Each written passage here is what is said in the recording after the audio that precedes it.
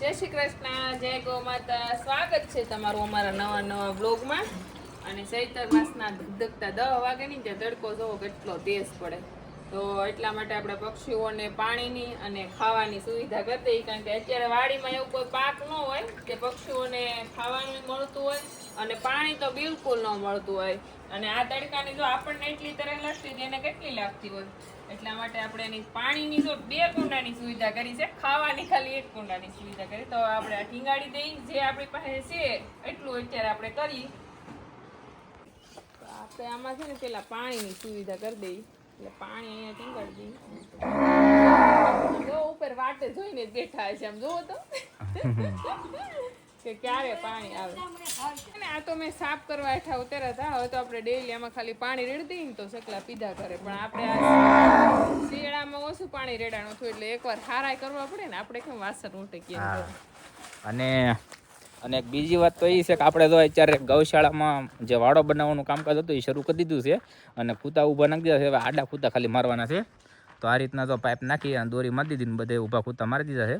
ને હજી પાઇપ અહીંયા પડ્યા છે તો એ બધા આડા મારવાના છે. એટલે અત્યારે આ સિમેન્ટથી બધા ભરી દીધા છે, એટલે હલે નહીં ને એના માટે. તો હવે આપણો વાડો બની જાય એકદમ મસ્ત ગાયું માટે. જઈ દો અહીંયા જે આપણે ગાયું દોવાનું દીધી હોય, નાના વાસડું હોય, બહુ નાના નહીં પણ આમ મોટા હોય આમ તો થોડાક, એ બધાને આની અંદર રાખવાના છે.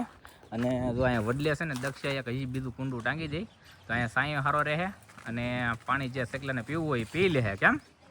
એટલે અહીંયા છે ને ઓલે પણ આપણે સોકડી ને એવું છે ને કુંડી ને, એટલે ત્યાં પાણી મળી રહે. બરોબર. પણ અહીંયા ઓછું મળે, એટલે અહીંયા વધારે હોય સકલા, કારણ કે અવાજ ઓછો હોય ને એ વાત. અને આમે ઝાડવે સકલા વધારે આવતા હોય.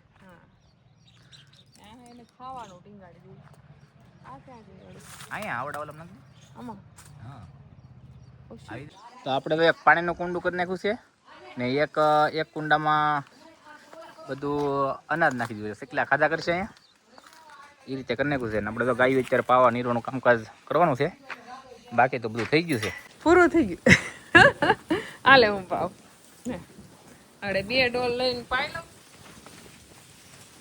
જેની સાથે ડોલ નથી ઉસી થાય, કારણ કે જેની ગાયનું દૂધ નથી ખાતી, એટલે હાસુ નથી ખાતી દૂધ.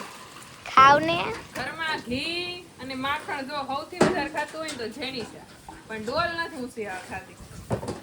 એનું કારણ હું જેની. હાલો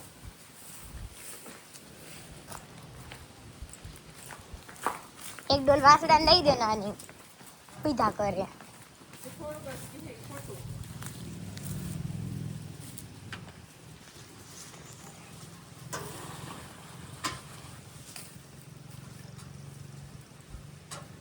તો આપણે આ પાણી નથી છતાંય આ જાંબુડો ઊભો છે ને ફળ આપે છે, એનું કારણ હું અહીંથી ગૌમૂત્ર અને છાણ જાય છે એના લીધે.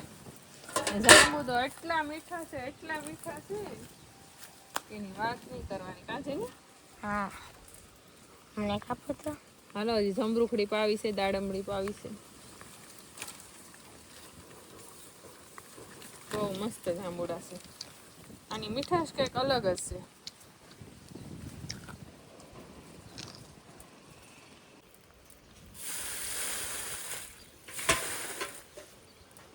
તરત પાણી સુહાઈ જાય, કારણ કે તડકો રહ્યો ને ગરમ, તડકાને લીધે. જો તો 3 ડોલ પાણી અહીંયા રેડી દીધું, 3-4 ડોલ ઓલે પણ રેડી દીધું.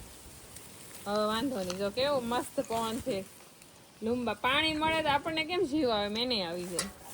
એવડા દાડમ એવામાં 5 વાગી ગયા છે અને આપણે ગાયો દોવાનું કામકાજ શરૂ છે. બધી ગાયો દોવાય છે, પણ હું દૂધ રેડવા આવી હતી તો મને ખબર પડી કે મારી એશવીએ ખાલી ઢીંગલા પોટલા રમવા માટે આખો હોલ જોવો કબજે કરી લીધો છે. જુઓ, જાળીએ ઠામડા ચડાવી દીધા છે, અડધા રહોડાનું વાસણ આવી ગયું છે અહીંયા, અને કપડાં અહીંયા આવી ગયા છે કબાટમાં, પર્સ આવી ગયા છે. આ ઢીંગલી જુઓ બેઠી બેઠી રસોઈ બનાવે. હે ના, અહીંયા જો એની બેનપણીનું ઘર. જો આ મારી પૂરવાન રમકડા છે. રસોડું ઢીંગલા, કેટલા ઢીંગલા ભેગા કર્યા. અમે તો ઓલા કાપડની ઢીંગલી બનાવીને ખાલી ઈંટનું ઘર બનાવી અને એવી રીતના ઢીંગલે રમતા. ગલું જો દૂધની વાટે બેઠો છે, ક્યારે દૂધ આવે. અને દોવાનું કામકાજ શરૂ થઈ ગયું છે. કેહર જો વાટ જોવે છે. તો આપણે હવે પેલા ગાયું દોઈ લઈ. તો તાજું દોયેલ દૂધ એક વાટકો પી ગયો અને આ બીજો વાટકો પીવે છે. તો આપણે કલું ડેઈલીનું સવાર સાંજ આવી રીતના 2 વાર દૂધ માગે. આગળ હું જાય ને તો મારી પાસે માગશે, મા પાસે તો પેલા માગે. રોજ જો બહાર છે ને સુભદ્રાનું મીટિંગ કરતા, હવે સુભદ્રાનું મીટિંગ છે ને મારે કરવાનું હોય, કારણ કે 1-2 ગાય વધારે મારે દોવાની હોય ને. પેલા આપણે આડું રહેવું પડતું બધી ગાયનું, તો હવે તો આપણે બીજી ગાયનું આડું નથી ઊભું રહેવું પડતું, મોટી ગાયનું જેની પપ્પા ઊભા રહી છે. એટલે સુભદ્રાનો મીટિંગ કરવાનો વારો મારો આવ્યો છે આજે. ને આ બેસો ગાંડીની વાસળી ને આ વાસડો.